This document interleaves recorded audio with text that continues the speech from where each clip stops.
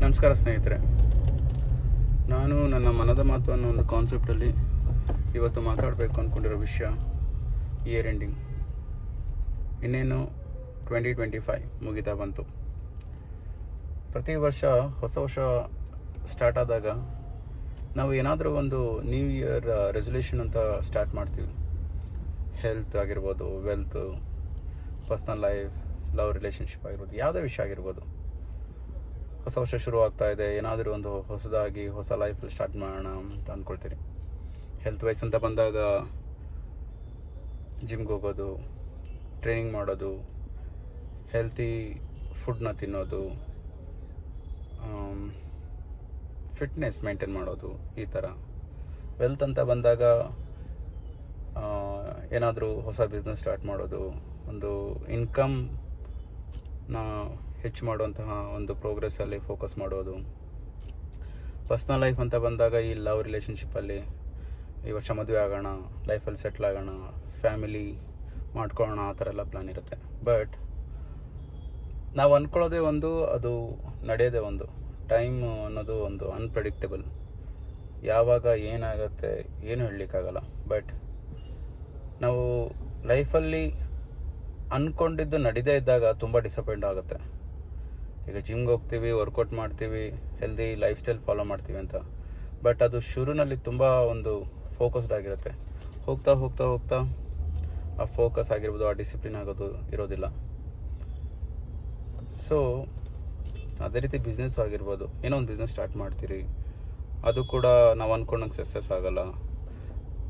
ಅದನ್ನು ಮಧ್ಯ ಸ್ಟಾಪ್ ಆಗೋದು, ಮತ್ತೆ ಸ್ಟಾರ್ಟ್ ಆಗೋದು, ಈ ರೀತಿ ತುಂಬ ಆಗುತ್ತೆ.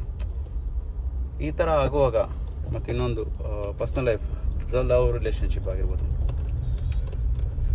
ಈಗ ತುಂಬ ವರ್ಷಗಟ್ಟಲೆ ರಿಲೇಷನ್ಶಿಪ್ಪಲ್ಲಿದ್ದು ಏನೋ ಮಧ್ಯೆ ಸಣ್ಣ ಪುಟ್ಟ ಗಲಾಟೆಗಳು, ಏನೋ ಜಗಳ, ಮಿಸ್ಅಂಡರ್ಸ್ಟ್ಯಾಂಡಿಂಗ್ ಆದಾಗ ಈ ಬ್ರೇಕಪ್ ಆಗೋದು, ಎಸ್ಪೆಷಲಿ ಈ ನವಂಬರ್ ಮತ್ತು ಡಿಸೆಂಬರ್ ತಿಂಗಳುಗಳಲ್ಲಿ ತುಂಬ ಆಗುತ್ತೆ. ಕೇಳ್ಪಡ್ತೀವಿ, ಬ್ರೇಕಪ್ ಯಾವಾಗ ಆಯಿತು ಅಂದರೆ ಇಯರ್ ಎಂಡಿಂಗಲ್ಲಿ ಆಯಿತು ಅಂತಾರೆ.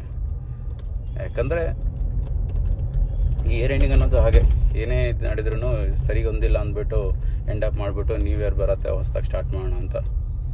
ಬಟ್ ಯಾವುದೇ ಫೀಲ್ಡಲ್ಲಿ ಆಗಿರ್ಬೋದು, ಯಾವಾಗ ಏನೂ ಸರಿ ನಡೆಯೋಲ್ಲ ಅಂದಾಗ ಆಗಲ್ಲ ಅಂತ ಬಿಡೋದಕ್ಕಿಂತ ಸರಿಯಾಗಿ ಹೋಗ್ತಲೇ ಇಲ್ಲದೆ ಇದ್ದಾಗ ಏನು ರೀಸನ್ನು ಅಂತ ತಿಳ್ಕೊಂಡು ನಾವು ಅಂದ್ಕೊಂಡಿರೋ ಒಂದು ಗೋಲ್ನ ಸಾಧಿಸ್ಬೇಕು ಅಂತ ಒಂದು ಡಿಸೈಡ್ ಮಾಡಿದ್ರೆ, ಅದು ಎಲ್ಲಿ ಮಿಸ್ಟೇಕ್ ಆಗಿದೆ ಅನ್ನೋದನ್ನು ವರ್ಕ್ ಮಾಡಿ ಆ ಮಿಸ್ಟೇಕ್ನ ಸರಿಪಡಿಸ್ಕೊಂಡು ಫೋಕಸ್ಡ್ ಆಗಿದ್ದರೆ ಡೆಫಿನೆಟ್ಲಿ ಸಕ್ಸಸ್ಫುಲ್ ಆಗುತ್ತೆ.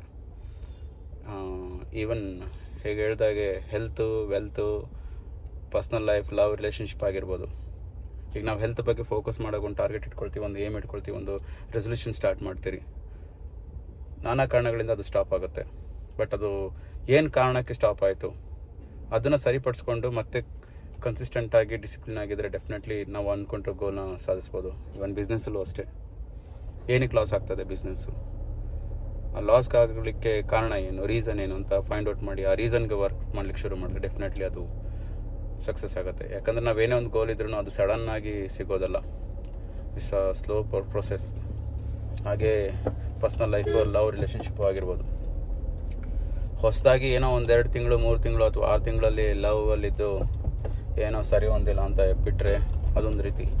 ಕೆಲವರು ವರ್ಷಾನುಗಟ್ಟಲೆ ಪ್ರೀತಿಯಲ್ಲಿ ಇರ್ತೀರ, ಏನೋ ಕನಸುಗಳನ್ನ ಕಟ್ಕೊಂಡಿರ್ತೀರ, ಜೊತೆಲೇ ಇರಬೇಕು, ಜೊತೆಲಿ ಬಾಳಬೇಕು, ಜೊತೆಲಿ ಬದುಕಬೇಕು ಅಂತ.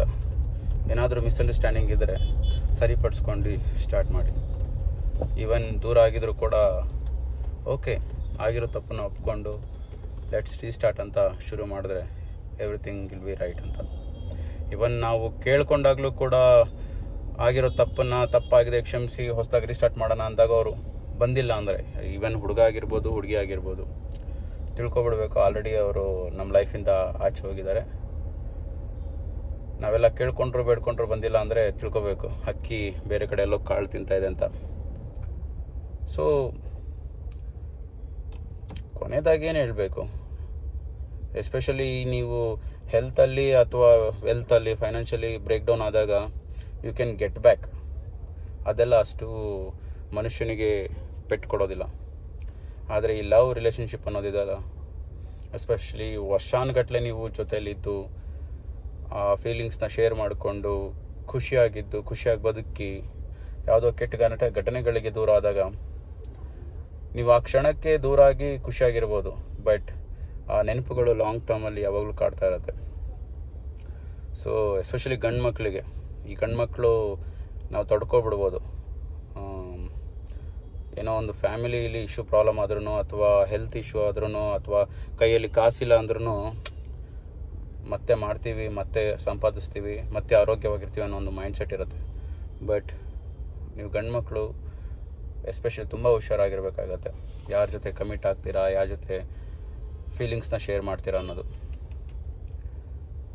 ಸಮ್ಟೈಮ್ಸ್ ಅನ್ಕೋತಾ ಇರ್ತಾರೆ ದೂರ ಆದಮೇಲೆ ಓಕೆ ಮತ್ತೆ ಕಮ್ಬ್ಯಾಕ್ ಬರ್ತಾರೆ ಅಂತ. ಬಟ್ ಒಂದ್ಸಲ ದೂರ ಆದವರು ಅವ್ರ ಪಾಡಿಗೆ ಅವ್ರ ಲೈಫಲ್ಲಿ ಆರಾಮಾಗಿರ್ತಾರೆ, ಖುಷಿಯಾಗಿರ್ತಾರೆ. ಅವ್ರ ಬಗ್ಗೆ ಚಿಂತೆ ಮಾಡ್ತಾ ಇದ್ರೆ ನೀವುಗಳು ಫುಲ್ ಆಗ್ತಾ ಇರ್ತೀರ. ಸೊ ಬಿಟ್ಟೋದವರು ಹೋಗಲಿ, ಖುಷಿಯಾಗಿರಲಿ. ಅವರು ನಮ್ಮ ಲೈಫಲ್ಲಿ ಇಷ್ಟೇ ದಿನ ಇರಬೇಕು ಅಂತ ಇದ್ದರು, ಅದೊಂದು ಲೆಸನ್ನು.